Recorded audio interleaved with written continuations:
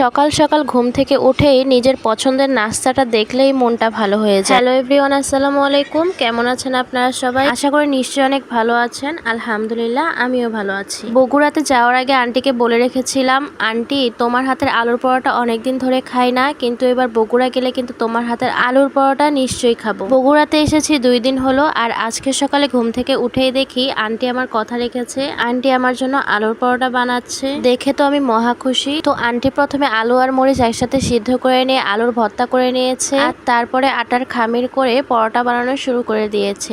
Aunty আটার ডোটা আগে ভালোভাবে মুথে নিল, তারপরে বাটির আকারে শেপ দিয়ে এর ভিতরে আলু ভর্তাটাও দিয়ে দিল। আন্টি অনেকটা করে আলু ভর্তা দিয়েছে যেন খেতে অনেক টেস্টি হয়। আমি তো আন্টিকে বলছিলাম এতটা আলু দিও না, বেলার সময় কিন্তু আলুগুলো সব বের হয়ে যাবে। তখন আন্টি আমাকে বলল, তুমি দেখো আমি কিভাবে বানাই, একটু আলু বের হবে না। আমি তো শুনে পুরাই অবাক, একটু আলু বের হবে না, এতটা আলু দিল তাও। আলু ভর্তা দিয়ে মুখটা ভালো করে চেপে লাগিয়ে উপরে আটা দিয়ে এখন আন্টি বেলে নিচ্ছে। আমি তো দেখে পুরাই অবাক, একদমই আলু বের হলো না।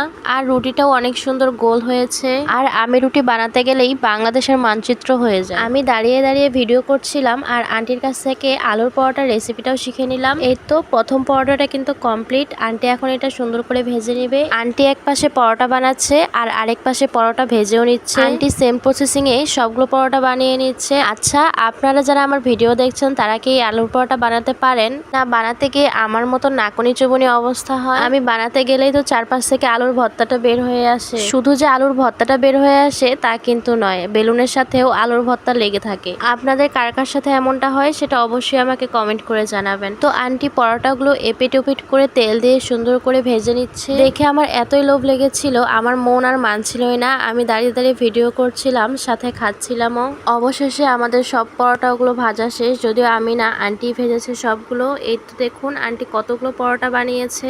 এখন আমরা সবাই মিলে খেতে বসবো। আমি এখানে আলু ভর্তাটাও নিয়ে এসেছিলাম। এই প্রথম আমি আলু ভর্তা দিয়ে আলুর পরোটা ট্রাই করছি। আপনারা কি কখনো খেয়ে দেখেছেন? খেয়ে না দেখলে অবশ্যই একদিন ট্রাই করবেন। আন্টির হাতের আলুর পরোটা কিন্তু অনেক মজার ছিল। এরকম আরো রান্নার ভিডিও চাইলে অবশ্যই আমাকে কমেন্ট করে জানাবেন। তো আজকের ভিডিও এই পর্যন্ত।